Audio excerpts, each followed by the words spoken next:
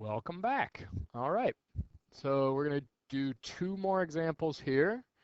Um, this example number 3 is going to have another two-parter like example number 2 that we did earlier in a previous video. We are still using what we call the kinematics equations. And remember that the kinematics equations are for objects that are accelerating. Okay, and so these are the 4 equations that we're going to return to for our third example. All right, so here we have a car that's traveling 30 meters per second and slams on its brakes and slows down to 1/3 of its original speed in 4 seconds. What distance does the car cover during the time that it is slowing down, and what is the car's acceleration during this time as well? So this is another two-parter. We'll draw a picture, and then we'll identify our givens and our unknowns, and then we'll choose our equation. We'll substitute our numbers, and then we will solve for the answer. So there we go. All right, so we start at the beginning. Let's draw a picture. We have a car that's traveling 30 meters per second. Now, one suggestion that I'm going to give is that this problem does not really tell us what direction the car is going. But I know if I'm going to choose a direction, I'm going to choose it to be going in the positive direction. So it starts with this velocity of 30 meters per second. That's going to be my initial velocity for my car. All right, so I have car. All right, 30 meters per second. All right, for my initial velocity. It slams on its brake and slows down. All right, so it slows to 1/3 of its original speed. Now slows, this definitely means there is acceleration. And when I see that phrase or when I see something like that, if I see that there's acceleration, I know I'm going to use the kinematics equations to solve this. So it slows to 1/3 of its original speed. Ooh, that's tricky, isn't it? So it is telling us our final velocity here. But let's be in a little bit roundabout. All right, so 1/3 of our original speed, which was 30 meters per second, would tell us that we slowed down to 10 meters per second. So 1/3 of 30 meters per second is 10 meters per second, and that's what we're going to use as our final velocity. All right, now it says that it does this in a time of 4 seconds. And the first part of this question asks us, what distance does the car cover? Well, distance and displacement are very, very similar to each other. The only difference between the two is that displacement is really talking about a change in position, and it includes direction as a part of that. Whereas distance does not include direction. Now, we can still solve this using our acceleration equations and using the displacement as our distance. So essentially, they are the same thing for us in this problem. All right. So we need an equation that covers these 4 variables. All right. Initial velocity, final velocity, time, and displacement. So initial velocity, final velocity, time, and displacement. I see initial velocity, final velocity, time, and displacement. They are all right there in that equation. So I'm going to use that second equation that we got. All right. So displacement is equal to 1/2 times the initial velocity plus the final velocity times the time period. All right. So we'll go ahead and we'll substitute all the values that we're looking for. We're looking for displacement. So that's going to be our variable that we're searching for. Initial velocity is 30 meters per second. Final velocity is 10 meters per second. All right, and the time is 4 seconds. So all we have to do is punch this into our calculator. All right, 30 plus 10 is 40, right? 40 times 4 is 160. Half of 160 is 80 meters. And so that's our displacement. That is how far or what distance the car covers during the time it's slowing down. All right. And that answers the first part of our question. The second part of our question asks, what is the car's acceleration? So what is acceleration when we're solving this? All right.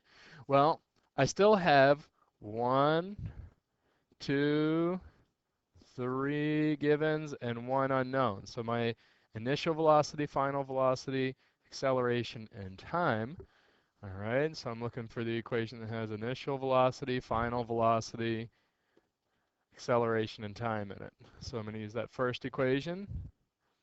All right, the final velocity is equal to the initial velocity plus acceleration times time. I'm going to go ahead and substitute my values in there. Final velocity of 10 meters per second. Initial velocity here of 30 meters per second. Acceleration is what we're looking for. Time is 4 seconds. All right. Now, we have to be careful here with our algebra. We make sure we're doing everything in the correct order of operations. All right. So as I'm looking at this, all right, what I want to do is get rid of this 30 meters per second first. All right. This 30 meters per second is being added to the product of 4 and a. All right, so what I want to do is I want to subtract the 30 meters per second from both sides first, and then I can deal with the 4 seconds. All right, then I can get rid of that. So I'm going to subtract 30 from both sides. All right, so 10 meters per second minus 30, that's going to be a negative 20 meters per second. All right, if I subtract 30 meters per second on the right side, then all I'm going to be left with is a times 4 seconds. All right. Which is good. Everything should get simpler every time we do this. And now I'm going to divide out the 4 seconds on both sides. All right. And this leaves us with an acceleration of negative 5 meters per second squared. Now at this point we can ask ourselves, does our answer make sense? And in this case it does. And the reason it does is that we have a velocity that's in the positive direction. And our object is slowing down, which means our acceleration needs to be in the opposite direction, in the negative direction. And so our answer of negative 5 meters per second squared does make sense. It's in the correct direction, and so we like that. All right. So the next example that we have, all right, I like to call a little technical failure here for some reason. Okay. There we go. We'll call it our first evil example, all right? And the only reason we're going to call it this is because there's a little bit of a trick to the math whenever we get to that part. Now, there are alternate solutions, and I'm going to show you both here. So the first solution we'll go through together, and the second solution we'll also go through together. All right. So the givens are all going to end up being the same for both parts. It's traveling with a velocity of 25 meters per second. The driver sees a cat that's 70 meters away. All right. The driver hits the brakes and begins to slow down at a rate of 3.5 meters per second squared. How long does the cat have to react before it would get hit? All right. So initial velocity is 25 meters per second. All right. We don't know the final velocity here. That's an unknown. It's not given to us. We do know the displacement. It is 70 meters. All right, that's our displacement. I'm using the units to let me know what these things are. Meters per second are velocities. Meters are displacements.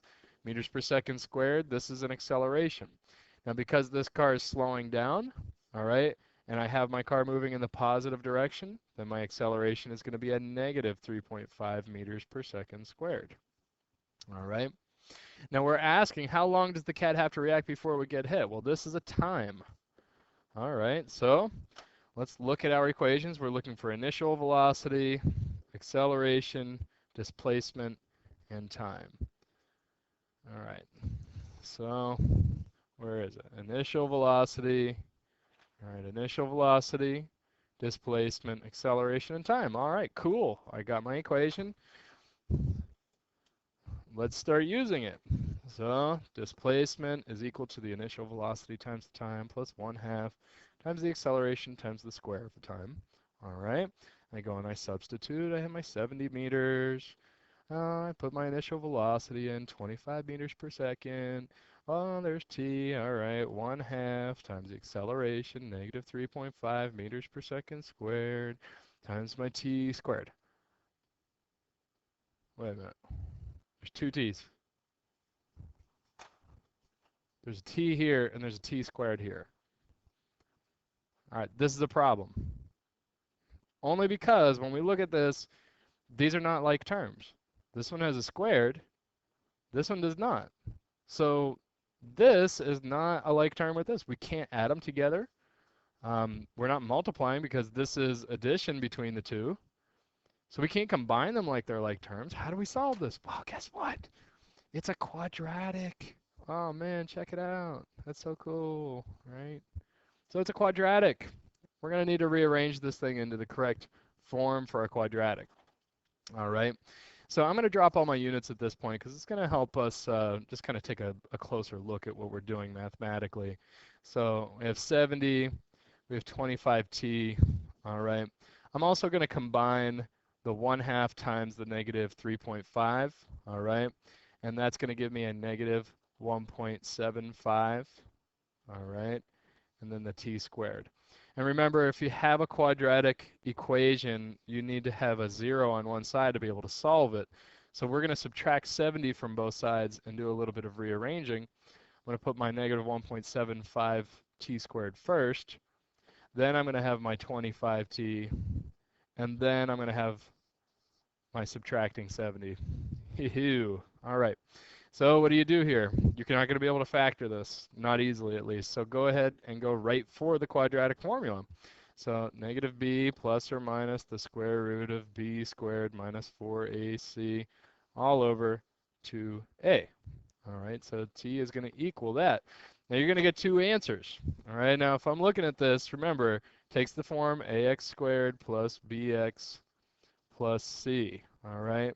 So my A value is negative 1.75. My B value is positive 25. And my C value is a negative 70, right? Because it's being subtracted there.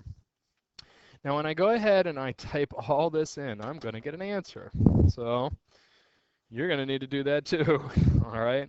So punch it all into your quadratic formula there and start solving away. Now, if you got all of your signs right on all of your A's and B's and C's, then you should never get an imaginary answer here. All right? You should never get an imaginary answer. All of the negatives should always put you in a situation where that b squared minus 4ac, remember that's called the determinant, where the determinant is never negative. All right? So keep going. You can do it. Get that answer. All right. Now, when I get done, I get two answers. I get 3.82 seconds, and I get 10.46 seconds. Now, only one of these is correct for our situation. Now, we got to think about this chronologically. All right. If this is a truly constant acceleration, then what's going to happen is the car is going to slow down, stop, and then reverse its path and go backward. All right. And so that's what we're seeing. There's actually two times where the car would actually cross where the cat is located. And that's at 3.82 seconds. That's the first time around. And then on its way back, it's the 10.46. Well, we don't care about the way back. So our answer here is 3.82 seconds. All right, so we can reason out which one of those is correct. Now, this is a bear, right? I mean, this is, I'm going to use the quadratic formula. And this is basically how I would approach it if I made it to this point and realized what was happening. But you don't have to do it just this way. All right, with the same givens, we still have a two-part problem, but we could use different equations. All right. So one of the things that the problem caused, or one of the problems that was caused for us, is that we didn't have the final velocity of our car at any point. All right, and so what we could do is we could find that final velocity at 70 meters away, and then we could use that in another equation to help us solve for the time. So if that was the case, if I'm just going to rewrite my givens, I have an initial velocity of 25 meters per second. I have a displacement of 70 meters. All right. I have an acceleration of negative 3.5 meters per second squared. And what I can do is I can actually solve for final velocity first. All right. And then after that, I can use the final velocity to help me solve for time. So if I'm using these four variables, then I do v final squared equals v initial squared plus 2a delta x. All right, so that's the kinematics equation that'll match those four variables. And I'll solve for final velocity first. All right, so I can just plug all of those things in.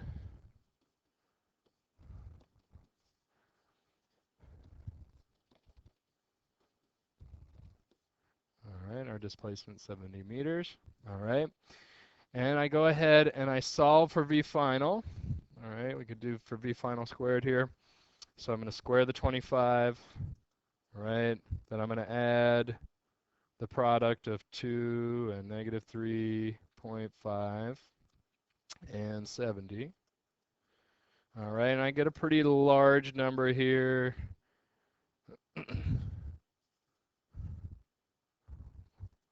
No, not too large.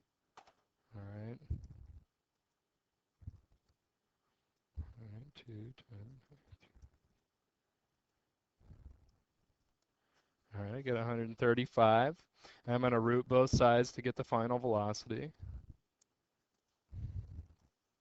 And I get 11.62 meters per second. Now, with this final velocity and my other givens, finding time is a little bit easier because now what I can do is I can use this equation to solve for time. All right, so my final velocity is 11.62 meters per second. I just calculated that over here. My initial velocity, 25 meters per second. Acceleration of negative 3.5 meters per second squared times time. And guess what? I get the same 3.82 seconds that I got before. All right. And so there it is, guys. Two different solutions for the same problem. One of them, you realize it comes out to be a quadratic. And so at that point, you have a choice. Like you could go back and try to rework this problem. With this method, with the two different equations, so v final squared and the v final equals v initial plus a times t, but you're probably making about twice as much work to go back and redo it this way. So once you're into that part of the problem, you might as well just go with the quadratic formula and solve it out for t. But if you recognize this immediately for what it is, that you have an initial velocity, a displacement, and an acceleration, and you're looking for time, you could say, hey, maybe I'll just find my final velocity first and then go ahead and solve for time. All right. So there you go, guys. Examples 3 and 4. Good luck.